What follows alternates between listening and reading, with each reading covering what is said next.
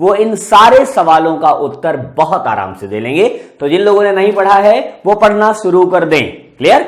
तो पहला सवाल है कि डीआरडीओ द्वारा 25 किलोमीटर तक जमीन से हवा में मार करने वाली किस मिसाइल का चांदीपुर रेंज से सफल परीक्षण किया है? तो डीआरडीओ जो आपका जो है रक्षा अनुसंधान विकास संगठन है, वो एक मिसाइल बनाया है जो जमीन से आकाश में 25 किलोमीटर तक मार सकती है।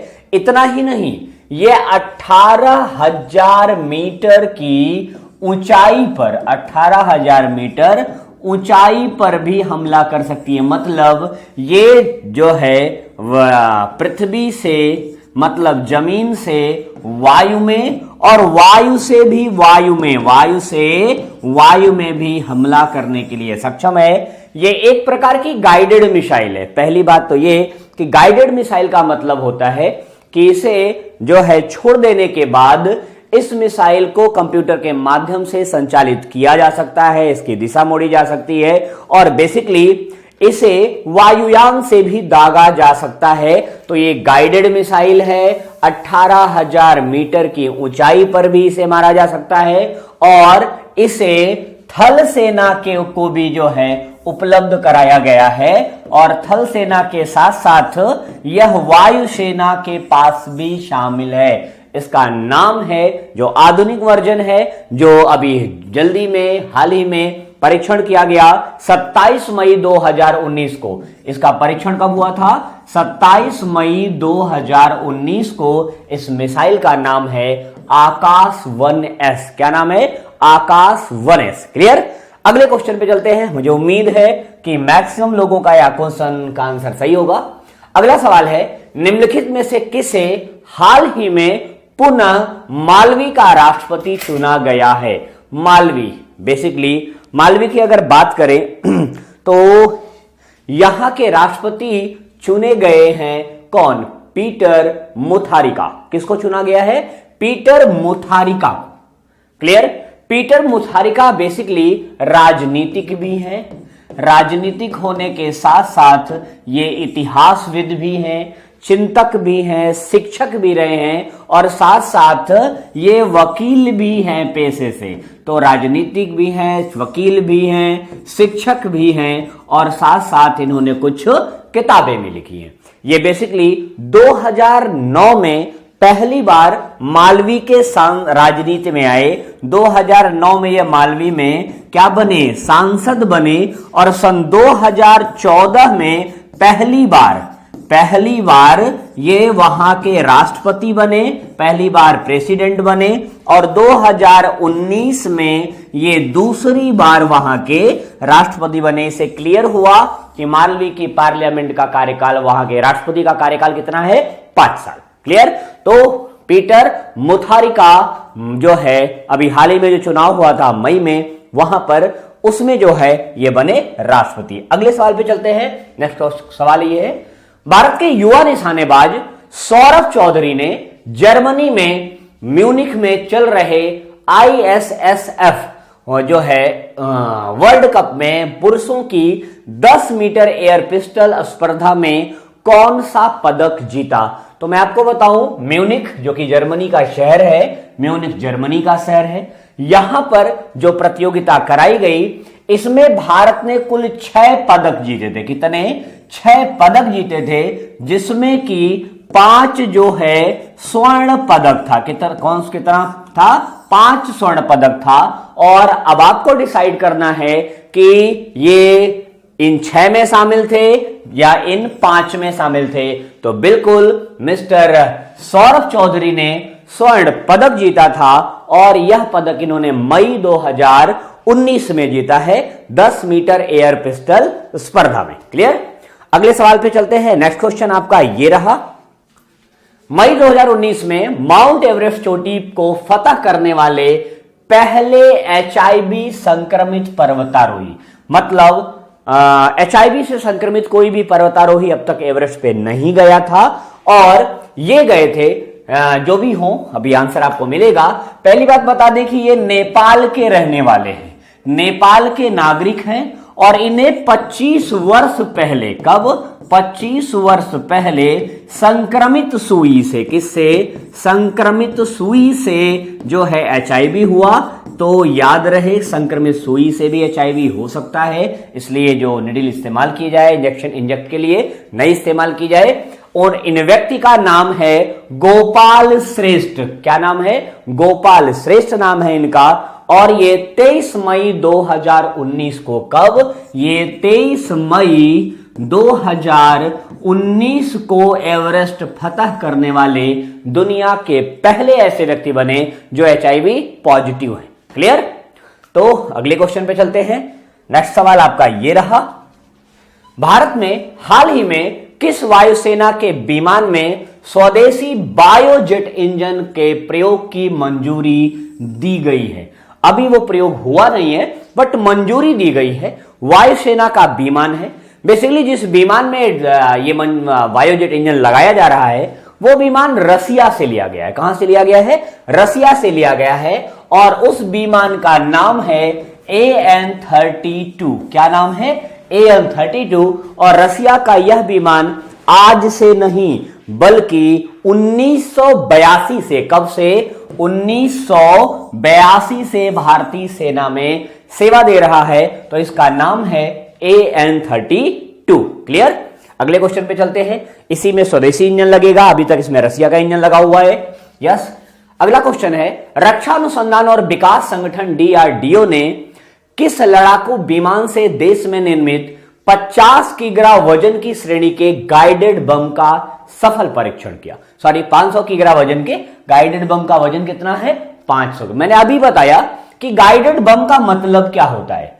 गाइडेड बम लॉन्चिंग के बाद जो है जमीन पर बैठकर कंप्यूटर से इसकी दिशा का नियंत्रण किया जा सकता है। यह कंप्यूटर संचालित होता है और इसे जो है विमान से छोड़ने की जो व्यवस्था बनाई गई है। तो भारत में बहुत से विमान ऐसे हैं जो कि अभी बालाकोट में जो हमला हुआ उसमें भी गाइडेड बम का प्रयोग किया गया जो इजराइल से लिया गया था। लेकिन यह बम स्वदेश निर्मित है जो अभी परीक्षण के दौर में है। इसे लगाया गया सुखोई पर जो कि भारत का नहीं बल्कि रूस की तकनीकी पर बना हुआ जहाज है। और इसका उत्पादन अब भारत में भी होता है। इसका उत्पादन अब कर रहा है HAL, हिंदुस्तान एयरोनॉटिक्स लिमिटेड। लेकिन टेक्नोलॉजी कहां की है? रसिया की है। और रसिया ने हाल को इसके उत्पादन की मंजूरी दे रखी है। क्लियर? अगले सवाल पे चलते हैं। नेक्स्ट क्वेश्चन आपका ये रहा, हाल ही में किस भारतीय डॉक्टर को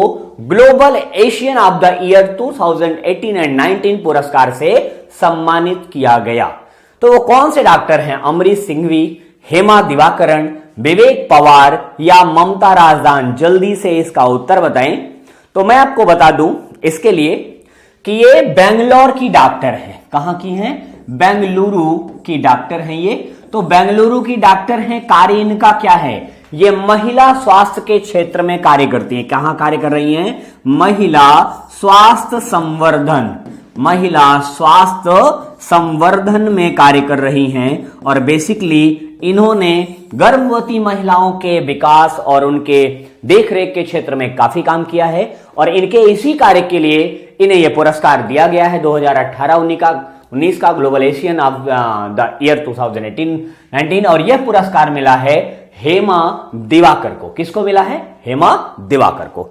अगले क्वेश्चन पे चलते हैं जो इस सेशन का अगला क्वेश्चन होगा, भारतीय लोकसभा चुनाव 2019 में चुनी गई देश की सबसे युवा सांसद कौन है? तो मैं आपको पहले बता देता हूं कि वो एक महिला है। ठीक, सबसे युवा सांसद वो एक महिला है और संयोग से चारों नाम भी महिला का है। अंबिका सिंह, ललिता कुमारी, चंद्राणी मुर्मू और प्रतिभा आनंद।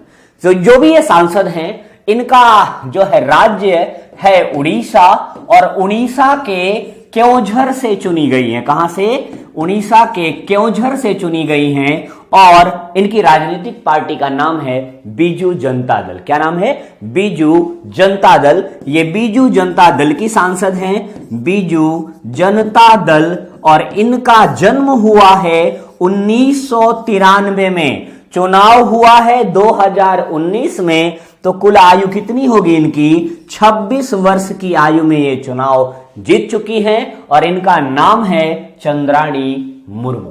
क्लियर? अगले सवाल पे चलते हैं। नेक्स्ट क्वेश्चन ये रहा, दूरदर्शन पर प्रसारित गीत एक चिड़िया अनेक चिड़िया की लेखिका का निधन हो गया, उनका नाम क्या है? तो काफी जो है एज की हो गई थी, 98 वर्ष में इनका निधन हुआ और इन्होंने जो है फिल्म के क्षेत्र में भी काफी कार्य किया है, वृत्त चित्रकार रही हैं, फिल्म इतिहासकार के रूप में भी इन्होंने काम किया है और बेसिकली इनका जन्म हुआ था 1921 में मुंबई में।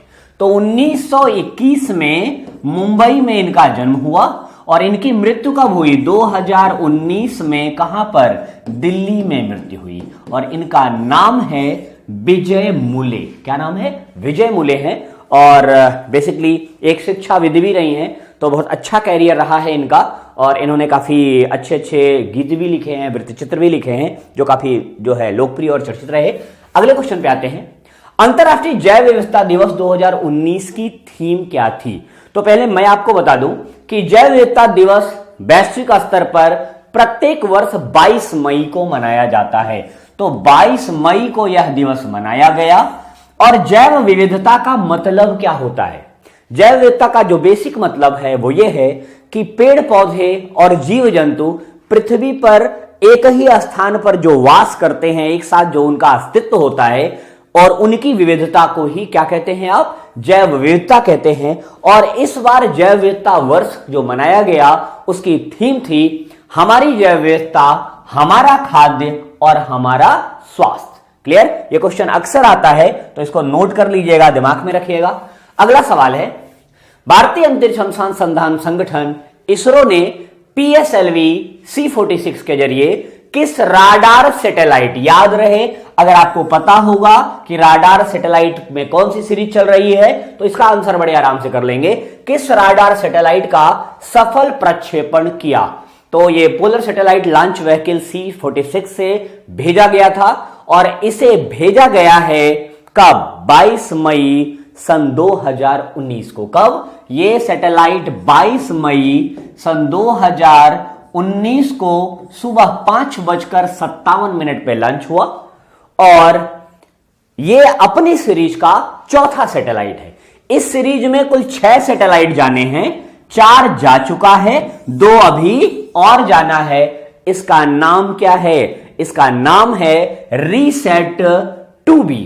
रीसेट 2B बेसिकली ये 300 किलो का एक जो है सैटेलाइट है। कितने किलो का वजन है इसका? इसका वजन है 300 kg और ये 555 किलोमीटर की हाइट पर स्थापित किया गया है। 300 किलो का सैटेलाइट है और मैंने अभी बताया कि अपनी श्रेणी का रिसर्च श्रृंखला का ये चौथा उपग्रह है। ठीक, इसमें भी 2 और जाने हैं, कुल 6 भेजने का प्रोग्राम है। इसे PSLV C46 से लॉन्च किया गया।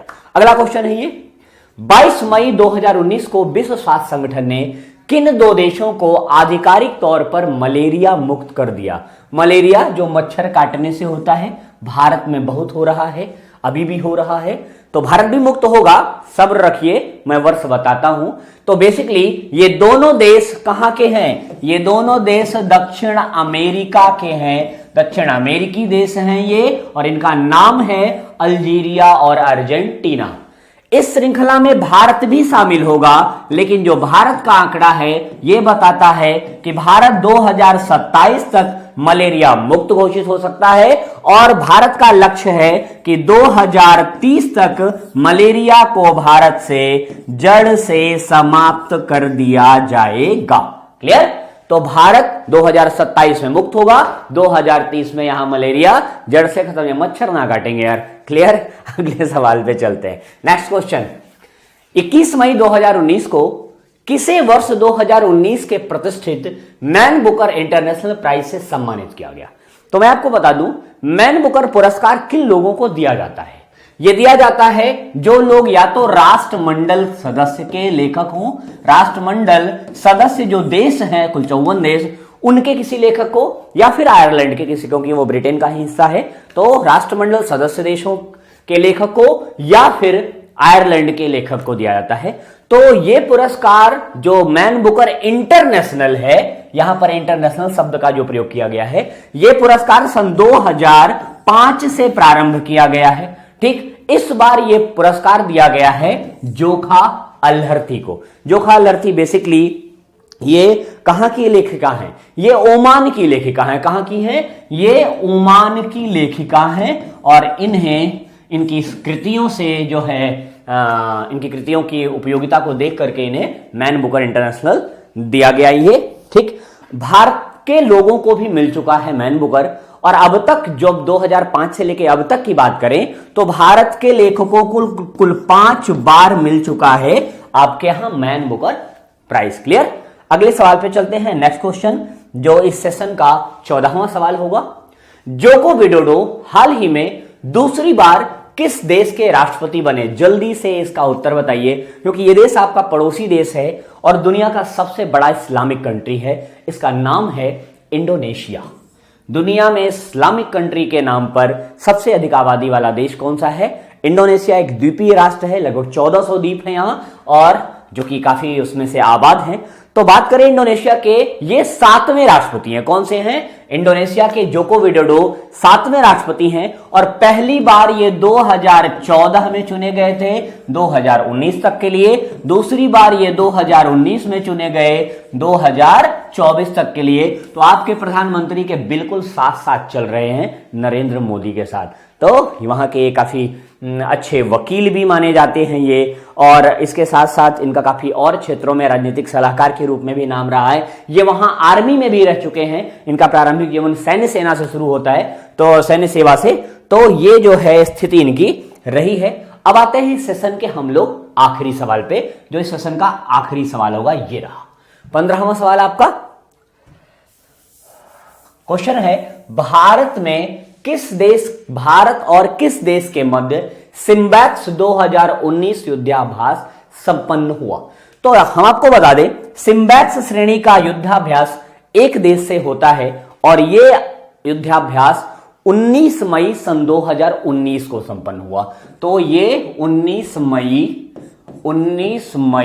सन 2019 को संपन्न हुआ, और जिस जगह पर संपन्न हुआ उसका नाम है दक्षिण चीन सागर, जो काफी विवाद में रहा है, काफी समस्या का कारण बना रहा है पूरे विश्व के लिए। दावा करता रहा है चीन की हमारा है।